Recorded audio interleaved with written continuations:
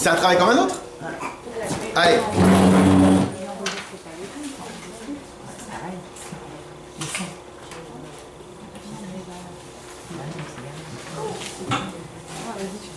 Alors, on va juste reprendre un point que la semaine dernière on n'a pas eu le temps de bien travailler, mais comme c'est un point important, il faut absolument le faire. Alors, la Gemara nous dit la chose suivante, que, imaginons maintenant, quelqu'un, est-ce qu'on a une obligation, est-ce qu'on a une mitzvah, est-ce qu'on doit réprimander autrui?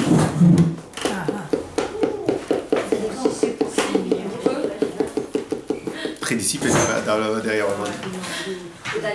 Alors, est-ce qu'on a l'obligation de réprimander autrui?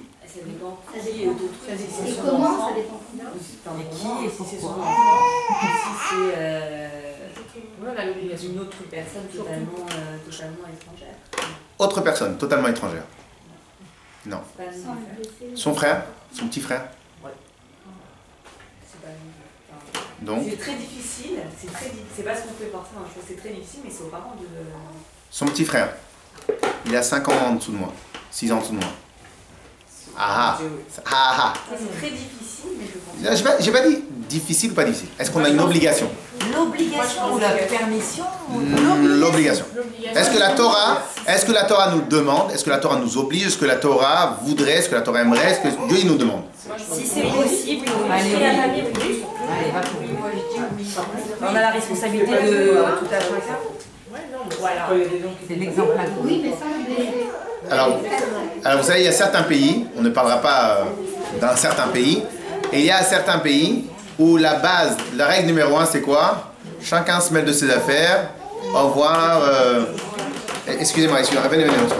Donc, chacun se met des affaires et peu importe si le monde il explose, tant que moi je suis épargné. Ok? Elle est finie. Mais la règle elle est dans la Torah, Kol Israël, Arevim, Ze Lazé. Tous les bénis d'Israël, ils sont interdépendants, interconnectés, intergarants, caution solidaire. Tous les bénis d'Israël, ils sont caution solidaire. Ok? Et maintenant, le problème de la caution solidaire, ça va jusqu'à où? Imaginons maintenant que c'est Réhouven qui a fait défaut de paiement. Il a fait exprès, je suis caution. Bah oui. Dans la Torah, les mitzvot, c'est quoi le sens caution?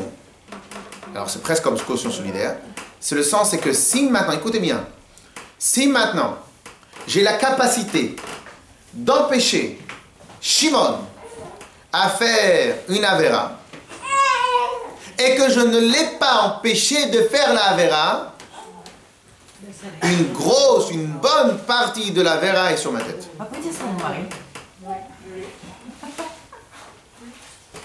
Une bonne partie de la vera, elle est sur ma tête. C'est très difficile. Ça se trompe, oui. Sauf que, on en avait déjà un peu parlé, sauf que, on a quand même une certaine limite. C'est quoi la limite? C'est que si maintenant, en réprimandant l'autre, option 1, il ne va pas m'écouter. Option 2, il va faire exprès de ne pas faire. Donc on se tait. Ou se moquer. Ou se moquer, ou d'aller dans un engrenage. Mais dès lors que j'ai la possibilité de l'empêcher de quelque chose, et bien automatiquement, j'ai l'obligation. Et pas seulement que j'ai l'obligation, si maintenant il fait, alors qu'avec ma parole à moi, j'aurais pu l'empêcher de faire la vera, elle est sur ma tête.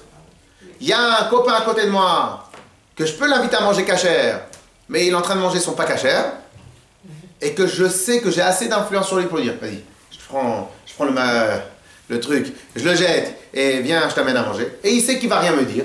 Parce que c'est un mec sympathique, et il m'aime bien, et tout, etc. Et en plus, c'est moi qui vais payer le resto. Donc, qu'est-ce qui se passe? Eh bien, si maintenant je ne l'ai pas empêché, elle est sur moi la responsabilité. Mais réprimander, c'est pas... Enfin, pour moi, c'est deux choses différentes. Réprimander, c'est quelqu'un qui a fait une bêtise, qui a fait une chose mauvaise, et on va aller le juger et lui dire c'est pas bien. Réprimander, c'est pas juger. Non, pas juger, mais lui dire, l'engueuler, lui dire c'est pas bien, etc. Après, vous parlez de la forme, vous ne parlez pas du fond, vous parlez de la forme. C'est-à-dire que, évidemment, si maintenant cette personne-là, C'est pour ça qu'il faut faire aussi attention avec les enfants. Avec les enfants, on ne doit pas être toujours dans reproche, jusqu'à un moment, on n'entend plus, on n'écoute plus. Donc après, c'est la forme qui diffère. Okay? Donc qu'est-ce que je vais faire avec mon petit frère? Je vais faire en sorte qu'il m'aime bien, comme ça j'ai de l'influence sur lui. Et comme ça, si maintenant il m'appelle au téléphone, je lui dis, ça tu peux faire, donc il va faire. Et si maintenant je sais qu'il va faire, je l'appelle gentiment. Jusqu'au moment où lui-même il m'envoie balader, il me dit, c'est bon, je suis un grand garçon, etc. C'est une chose.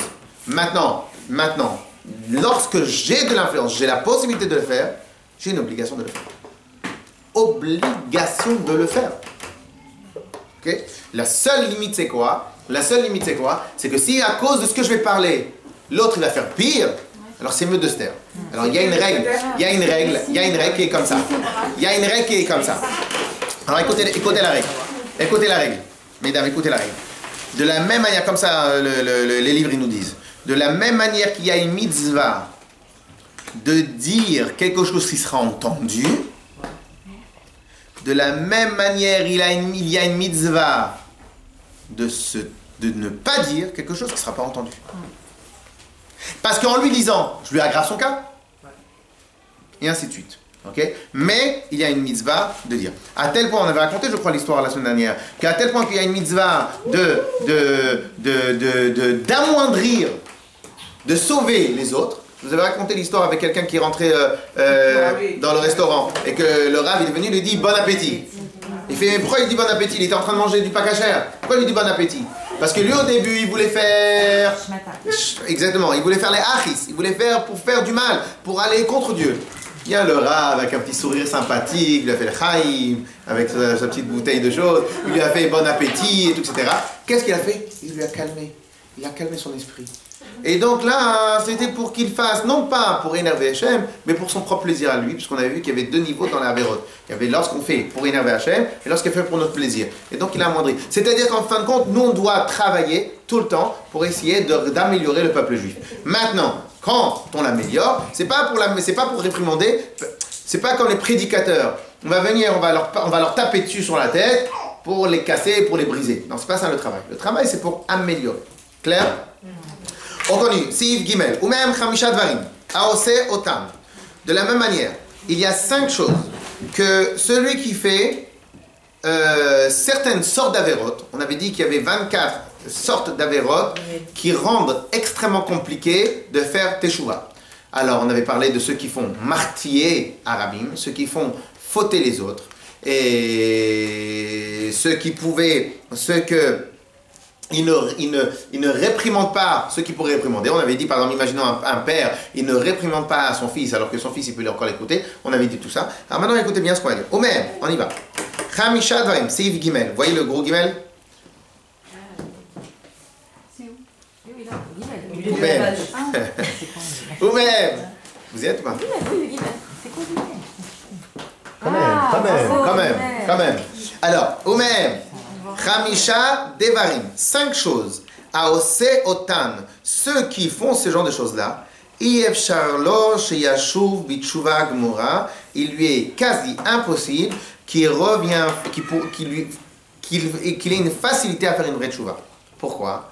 Parce que, vous savez, dans toutes les bêtises qu'on fait, tant que ça reste sous notre maîtrise, on peut s'arranger. Dès que ça sort à l'extérieur, comment vous faites? Et donc, lorsque maintenant la bêtise que je fais moi, c'est une bêtise que je suis entièrement le maître. Donc c'est quelque chose, Dieu préserve, que j'ai fait, mais que je suis entièrement maître. Mais quelque chose qui va à l'extérieur de moi, comment je vais? Les fiches ben adam le chavero, veno yodia chavero. Quand par exemple j'ai fait quelque chose contre un ami, mais je ne sais pas c'est qui cet ami-là. On va voir ça tout de suite. Shechatalo kedeshi yarzolo, oishan meno limcholo. Et donc, comment je vais faire pour réparer ma faute? Et donc, on va dire, premier, petit A. Amekalel et Arabim, celui qui maudit, et celui qui dit des choses très mal sur un public. Est-ce que tu te rappelles exactement qui avait pas pour aller t'excuser? Donc, même si tu veux faire tchouva, ça va être compliqué. Parce que dans tout ce qui est Ben Adam le Chavero, tout ce qui est entre moi et Hachem, c'est, pardon, tchouva, Hachem il efface. Mais lorsque maintenant c'est entre moi et Reuven, il faut que Reuven il efface. Et après Hachem il efface. Ok? Donc lorsque maintenant je fais du mal à un public, je maudis un public, je fais du mal à un public, va demander pardon à chacun. Kedesha le meno kapara. Et donc, comment je veux savoir qui tout le monde pour pouvoir demander à chacun un pardon? Ve'acholek im ganav. Alors, celui qui fait du, pas recyclage, du recel. Recel. Celui qui fait du recel ou qui partage avec un voleur. Qu'est-ce qui se passe? Lui, il ne sait pas qui le voleur il a volé. Comment il va venir, il va lui faire, il va rembourser. Il veut faire teshuva. Je ne sais pas bien ce que j'ai fait. Comment il va faire pour rembourser? Alors au passage, vous savez qu'il y a une halakha que les chachamim ont fait toute particulière, qui est que si maintenant un voleur, il fait teshuva, donc il a volé plein de gens, il fait teshuva. Si ce qu'il a volé se trouve encore chez lui à la maison. Il a volé un vase, le vase il est à la maison. Il a volé un mouton, le mouton il est chez lui à la maison. Il a volé un truc, le truc il est à la maison. Alors, il rembourse, il rend. Si par contre ce qu'il a volé, ça n'existe plus, les chachamim ils ont dit, tu n'as pas l'obligation dans ta tchouva, pour que ta tchouva soit parfaite, de rembourser. Pour une raison toute simple. Quel est le voleur qui irait faire tchouva? Ben oui, il a volé, il a tout dépensé, et pour pouvoir rembourser, il faut qu'il aille voler à quelqu'un d'autre. Il n'a pas les moyens, lui. Donc, les chachamim, ils ont dit, pour accepter la tchouva, on ne l'oblige pas, pour qu'il rentre, qu'il revienne dans la communauté, on ne l'oblige pas à ce qu'il rembourse tout. Mais ça, c'est ce que les chachamim ont dit, pour laisser la porte ouverte aux gens. Mais lorsque maintenant le voleur lui-même, il veut faire une vraie tchouva, lui, vis-à-vis d'Hacher, eh ben, c'est un peu compliqué. Donc, il doit faire un travail. Donc, un voleur, il doit noter à qui il a volé. Comme ça, il peut demander pardon. Ok. Donc, celui qui partage le butin avec un voleur. Chez les filles, il ne sait pas à qui c'est la chaise, il a volé les choses. Et là, ganav, gonev les rabbim, ou mevilo, vehulokeach. Et donc, c'est pour ça que le recel, c'est extrêmement interdit aussi. Ok? Ve'ot, marzik yad aganav martio. Et en plus, là, il a une autre circonstance aggravante. C'est quoi? Lorsque maintenant je fais du recel, si maintenant le voleur, il n'a pas qui revende ses affaires. Ah oui. Il arrête. Donc en fin de compte, le fait que moi, je fais du recel, eh ben automatiquement, ça fait en sorte que le voleur, il va continuer dans son travail. Donc pas seulement que moi, je ne vais pas pouvoir faire choix parce que la personne, je ne la connais pas. Hein. En plus de cela, moi, je renforce l'idée au voleur que voler, c'est gagnant. Et donc, je lui valide son mauvais acte. Donc en fin de compte, peut-être ici dans ce coup-là, on rattrape presque tout ce qu'on a dit avant. Celui qui fait fauter les autres, celui qui ne réprimande pas, donc celui-là il est peut-être encore pire.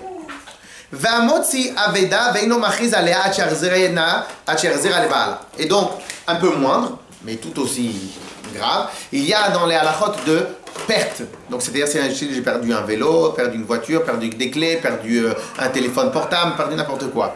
Donc il y a des halachot très clairs dessus. C'est quoi? Si maintenant la personne qui a perdu n'a pas abandonné l'idée de retrouver son téléphone, ses affaires, donc en fin de compte la personne est toujours propriétaire, donc c'est toute une marotte. Les enfants quand ils sont à l'école, ils apprennent ces marottes là. C'est le digne de Yehush. Yehush, c'est si maintenant on a abandonné, on a rendu FK, on a abandonné, j'ai perdu un billet de 5 €. Et comment tu vas le retrouver? Parce que même celui qui le retrouve, il n'y a pas marqué sur le billet à qui il est. Donc en fin de compte, c'est des choses qu'un billet de 5 €, une personne, une fois qu'il a perdu, il a perdu. Si je retrouve un billet de 5 € par terre, j'ai aucune interdiction à le récupérer. À part si c'était dans un certain endroit, etc., que peut-être celui qui l'a perdu, il pourrait éventuellement revenir. Mais sinon, dans le principe général, un billet de 5 €, il n'y a aucun moyen sur Terre de pouvoir les vérifier. Par contre, si j'ai perdu, si quelqu'un il a perdu dans le téléphone, le stylo que je vois, ou n'importe quoi, il y a marqué le nom, il a perdu. Maintenant, toi, tu ne casses pas la tête pour aller rechercher. Quelque part, c'est comme une sorte de vol.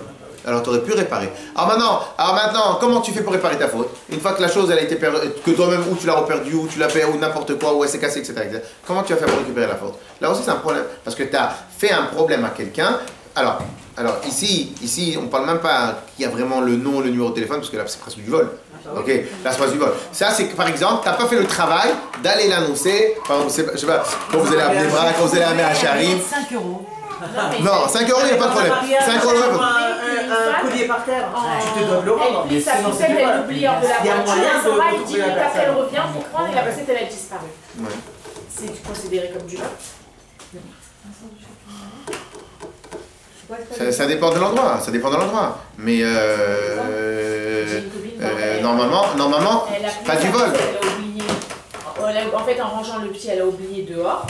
Si c'est au bout de 10 minutes, le gars il arrive déjà. Elle est venue, genre la poussette elle a disparu. Elle a écrit genre est-ce qu'il y a quelqu'un et personne n'a répondu. Est-ce que c'est considéré comme du vol? Ah oui, et le gars il passe dans 5 minutes. Il n'y a pas de nom dessus. Bah qu'est-ce qu'il fait? Il prend le magasin qui est à côté. S'il y a une dame qui arrive, prenez. C'est pas moi, je peux pas. C'est pas moi, je touche pas. Non, parce qu'une personne, elle revient sur une poussette. Dans la rue, tu vas trouver, dans la rue. Ouais, exactement. Moi, sur un billet, la personne revient. Parce qu'elle a payé un billet de 5 euros, c'est. Qui décide ton billet à toi, et en plus on sait pas où on l'a perdu, on pas l'a perdu, etc. Alors qu'une poussette. Tu vas dans la rue, tu as perdu une poussette. Tu y a personne. Alors on revient, mais la personne qui va venir après, peut-être c'est pas vous qui l'avez perdu, c'est la personne à côté qui l'a perdu. Il n'y a pas de secret. Ah tiens, ok, alors on continue. Alors, et donc cette personne-là, alors. Nous on a appelé la personne parce qu'il y avait ça papier dedans et tout. Et l'autre elle a dit ah bah non, ils l'ont perdu, on le garde. Non, c'est du vol. Tu le gardes pas, tu lui rends. En plus il y a ses papiers dedans, il y a tout dedans. Bien sûr. Tout ce qui passe. Exactement. Oh, c'est beau ça, bien malakino. Alors, entièrement d'accord. Alors, donc celui qui trouve une poussette dans la rue et il dit. Sympa, quel cadeau.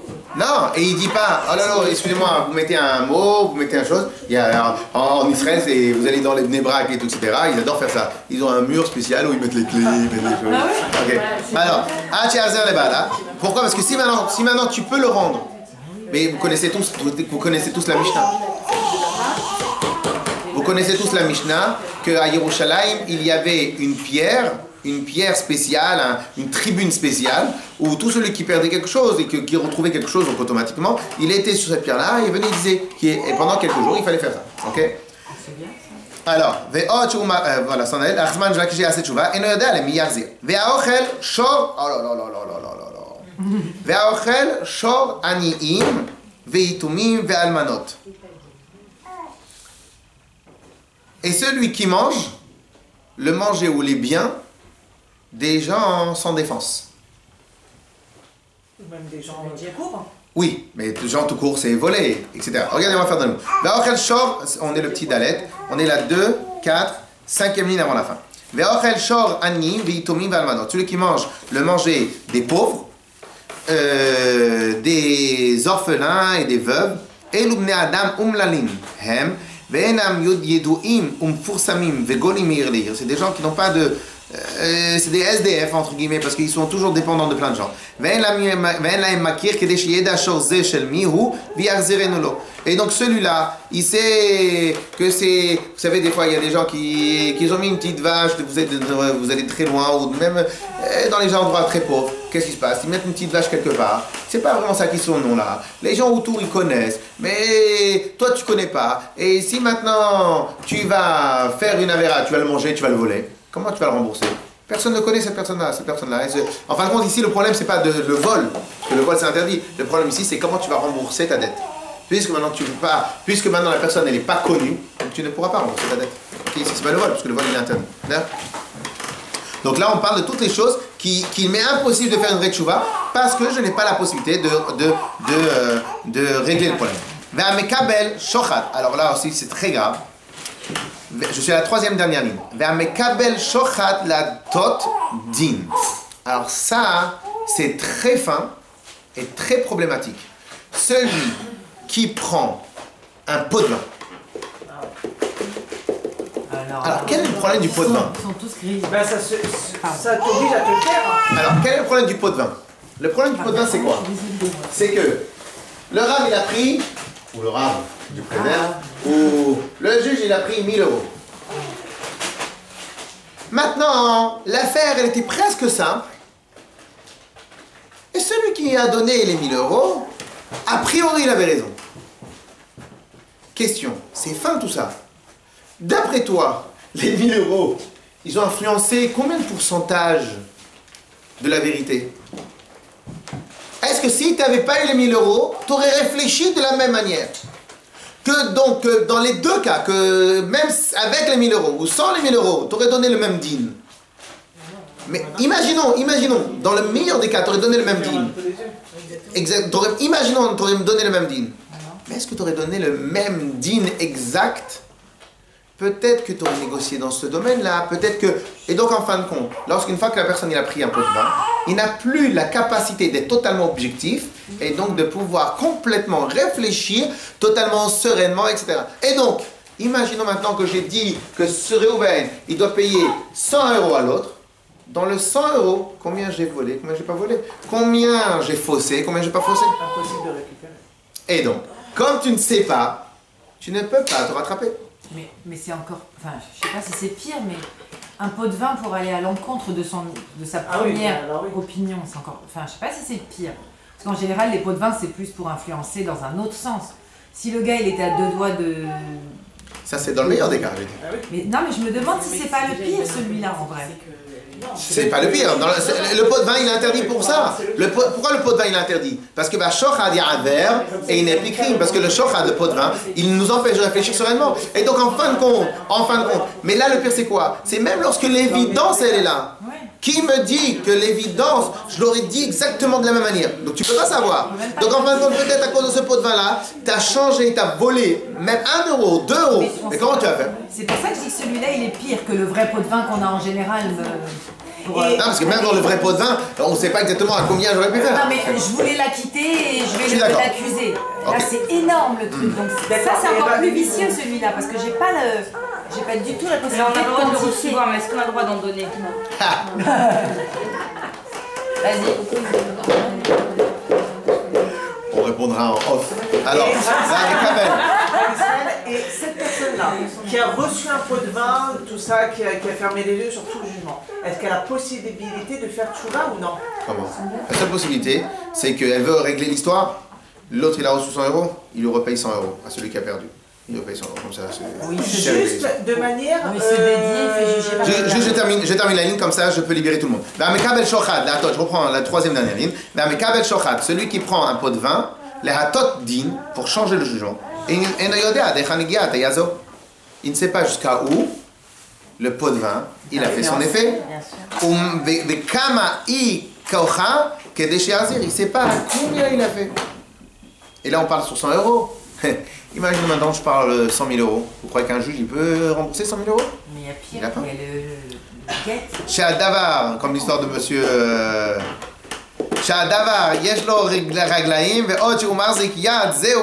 Parce que cette chose-là, elle a